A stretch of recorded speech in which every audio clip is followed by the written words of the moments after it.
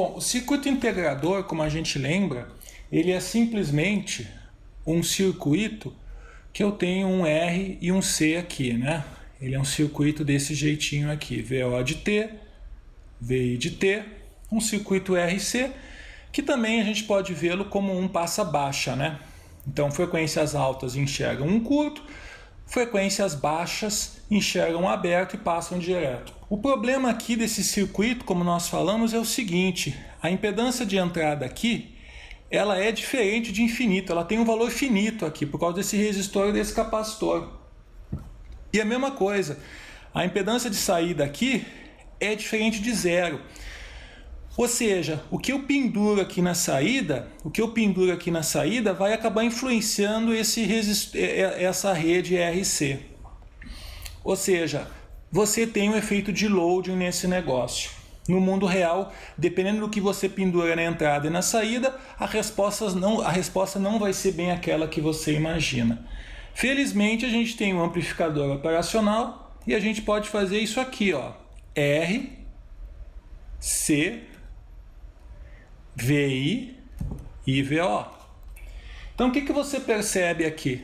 Eu tenho minha realimentação negativa, o operacional não se importa de ter aqui um capacitor, as regras são as mesmas, certo?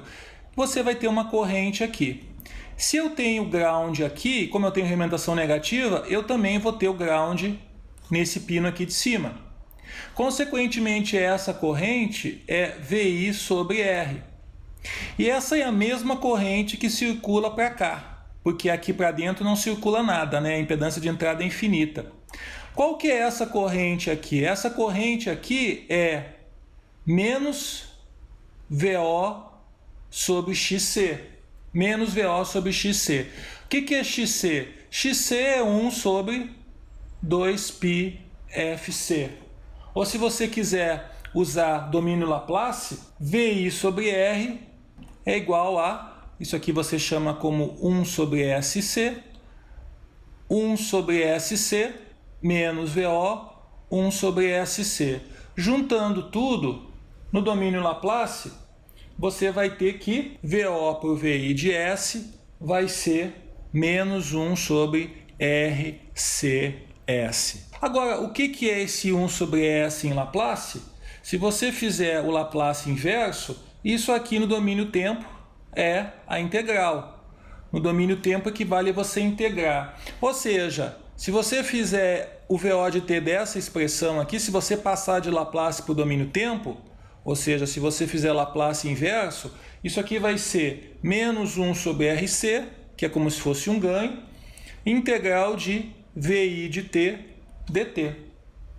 Em outras palavras, se você entrar nesse circuito com uma onda assim, esse circuito integrador, você vai sair com um negócio assim. Esse circuito tem um problema que é o seguinte: esse capacitor, por ser integrador, ele vai se carregar até um valor máximo. Então, você tem que também periodicamente descarregá-lo. Como é que você faz isso? Você faz um negócio assim. Você coloca aqui o capacitor, ou você coloca aqui uma chave. Que de quando em quando você desliga, né? Você bate o curto-circuito. Ou você, o que é mais comum é você fazer um negócio assim, ó. Menos mais. Você colocar aqui o seu capacitor.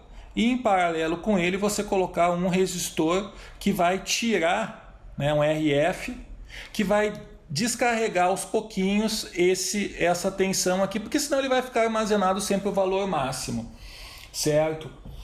Os integradores são extremamente importantes em instrumentação. Por quê? Porque qualquer sinal que você for medir no mundo real, ele vai estar aqui, ó, vou desenhar aqui o seu sinal, mas em cima dele você vai ter, ó, um nível de ruído absurdo. Tá vendo? Isso aqui é o mundo real. No mundo real você vai ter um sinalzinho assim. O que acontece? Se você pegar o sinal do jeito que ele é, você vai ter esse ruído muito maior do que o próprio sinal. O que você faz? Se você pegar a integral desse negócio, o que é integral? Integral é você somar várias amostras e dividir pelo número de amostras. Então, como o ruído, estatisticamente, ele está oscilando sempre em torno de zero, quando você somar várias amostras de ruído, a tendência é que ele seja zero e você acabe ficando só com o seu sinal. Então, todo circuito de medida tem que ter um processo de integrador para que você elimine ou você minimize o ruído. Você percebe que esse negócio é um inversor, cujo ganho é menos RF sobre R1. Só que o RF aqui no nosso caso, que é esses caras aqui, é o paralelo de 1 sobre SC com R2. O que é o paralelo? Produto pela soma. Então esse paralelo vai dar, vamos chamar aqui de ZF, que é isso aqui, esse paralelo desses dois. Fazendo as continhas vai dar R2SC mais 1.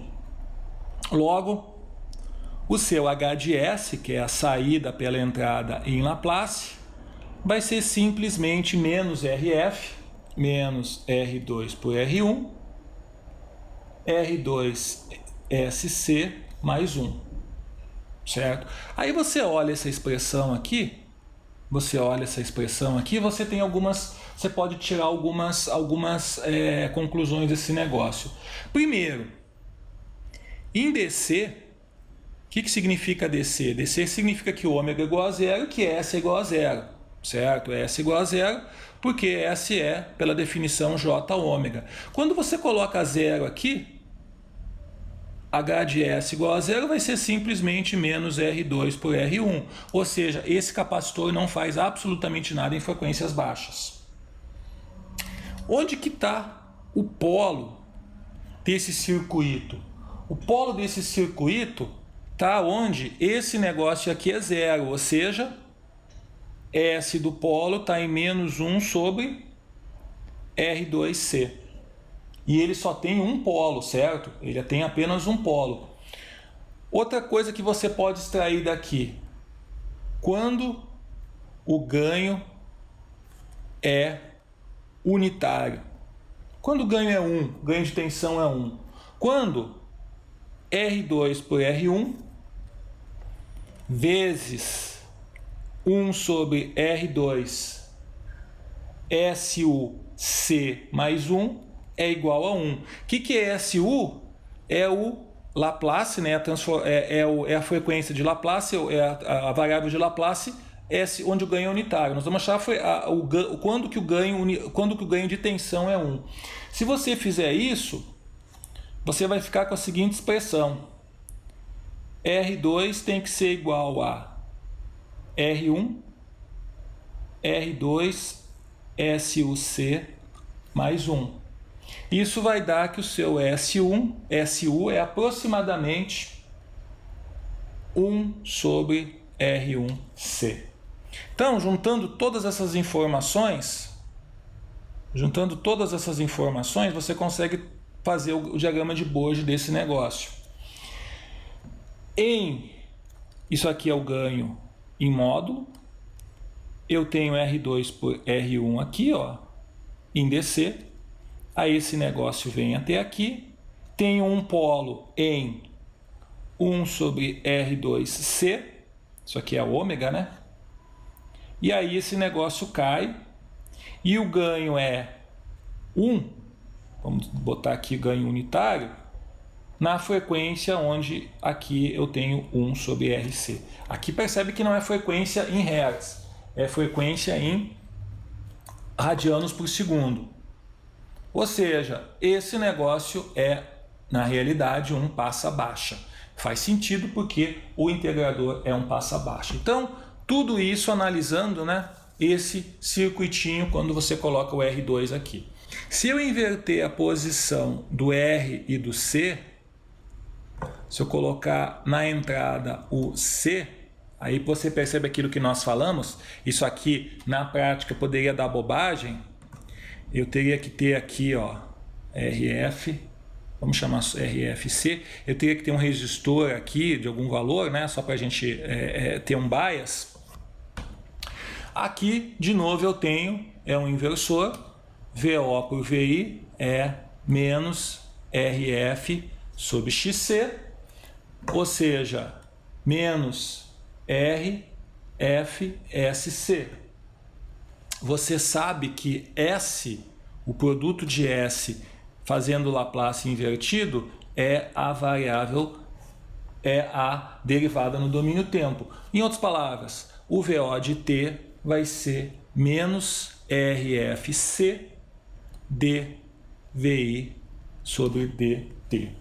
O diferenciador, diferentemente do integrador, ele não é muito útil na prática.